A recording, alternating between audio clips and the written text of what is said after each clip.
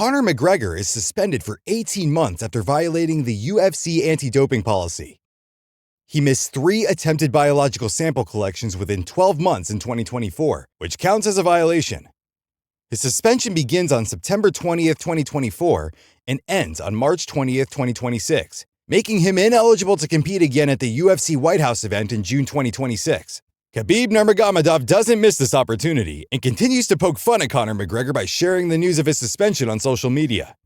Nearly 8 years after their rivalry began, Khabib reposts the announcement and even crops out McGregor's face, keeping the joke alive. Meanwhile, Conor McGregor confirms that his fight at the White House is officially set. He says the deal is signed and delivered and will take place during America's 250th birthday celebrations. McGregor adds that he has been working closely with Dana White and praises their ongoing collaboration. Done deal, signed, delivered. It ain't a negotiation. Wow. It's a done deal, signed, delivered. McGregor will compete in the White House for UFC's 200 for the America's 250th birthday. Did you talk to Dana about it? Dana's got to sign off, I would imagine, no? Me and Dana are in constant communications. We've done incredible business together. I'm the highest generating fighter of all time in the Ultimate Fighting Championship. They've just signed a breathtaking deal with Paramount, where we go to cable TV. $7.7 billion that deal was accrued for, and ready to rock, baby. Bring in the big dog, the Mac G. Conor McGregor also reveals that he plans to isolate himself for 6 months to prepare for his UFC White House fight next year. He will turn off his phone and cut out all distractions to focus completely on training and executing his strategy. Now I have 8 months and change out to the White House event. It's a 6-month operation. You know, I consider it a 6-month operation to get ready for this bout. Period of isolation for sure, where the phone will not be answered. All my people involved with me understand that it is coming. And as I said, it's a 6-month operation. I'm under no illusion of what lies ahead of me in my preparation efforts. The phone will be switched off and the work will be executed. That's my focus right now. I'm just eager to climb the steps into being ready for my return. There's a lot at stake and I'm very excited at the opportunity. I was right there with my last one. I was in incredible condition. Just a slight lapse in concentration led to an injury. I wish to correct that and show what I'm about. Daniel Cormier thinks Conor McGregor has a higher chance of making a comeback now, especially with the White House event approaching. He notes that part of McGregor's motivation may come from losing some of his shine and public belief in him. Cormier adds that for a star like Conor, even a win that grabs attention, even without being a massive victory, can bring him back into the spotlight. I believe that this time there's a stronger possibility because of all the time that's passed, and I believe that the White House is going to be that big a deal to him. But I think the biggest factor in why Conor McGregor may fight is because no one believes him anymore.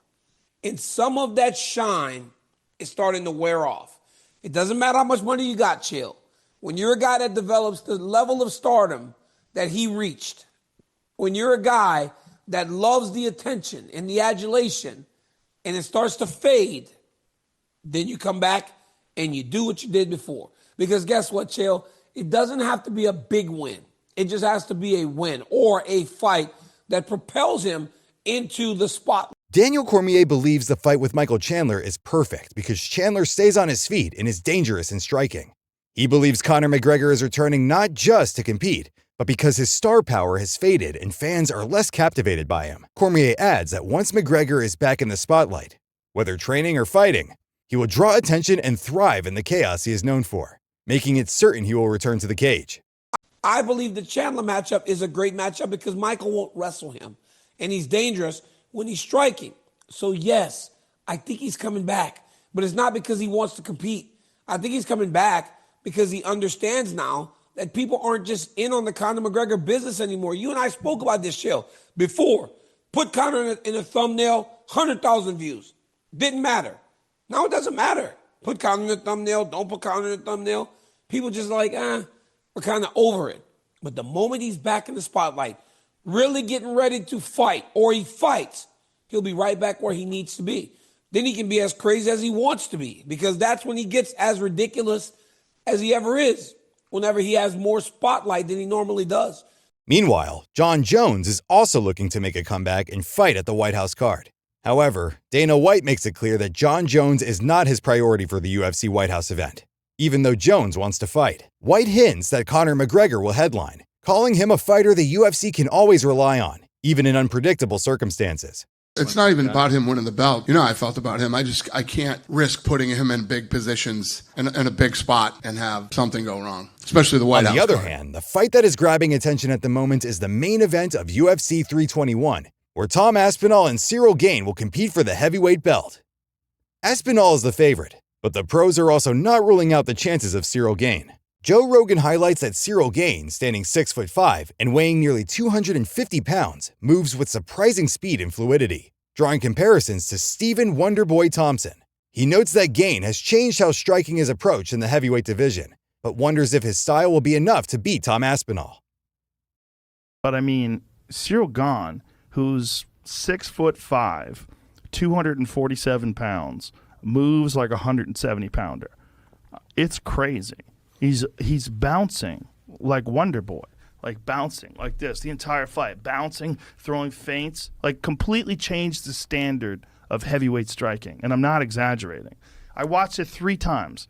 I watched it today. In fact, I watched it in the gym today while I was working out. So better than like Ngannou in terms of movement, in terms of he's like the best moving heavyweight. There's no question. He is the best moving heavyweight I've ever Michael seen. Bisping reacts to the fight announcement by praising Tom Aspinall for defeating many top heavyweights in dominant fashion. He warns that Ciryl Gane poses a unique challenge. Bisping compares both fighters to Georges St-Pierre for their athleticism, speed, and agility, but notes that Gane's weak grappling cost him against Jon Jones and could create problems against Aspinall again.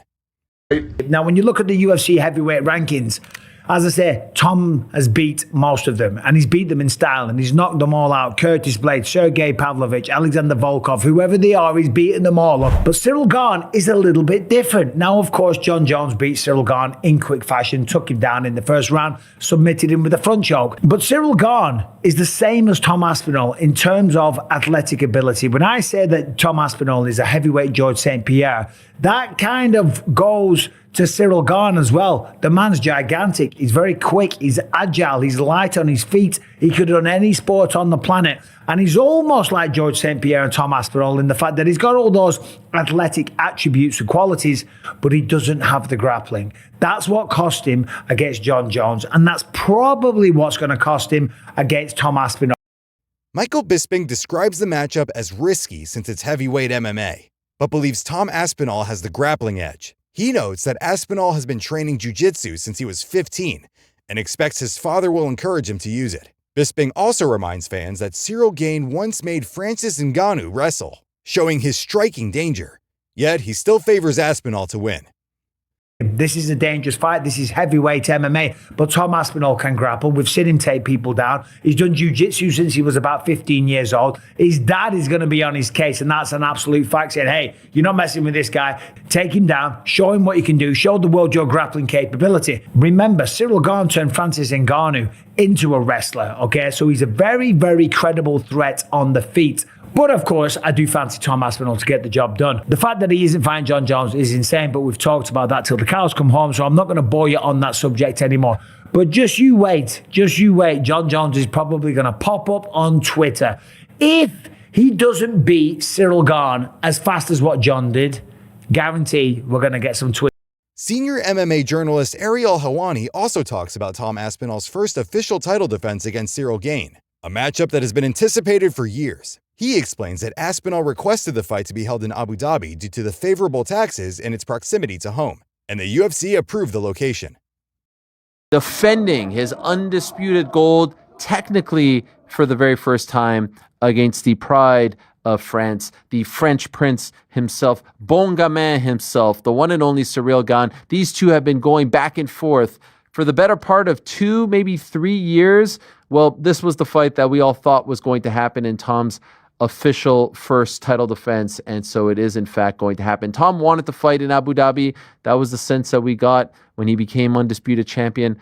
He didn't want to wait for New York. Let's be honest, the tax is a little better over there in Abu Dhabi compared to New York for an Englishman, for anyone, if we're being 100% honest. And so he wanted to be active. He wanted to fight in October. He wanted to fight in Abu Dhabi. It's closer to home.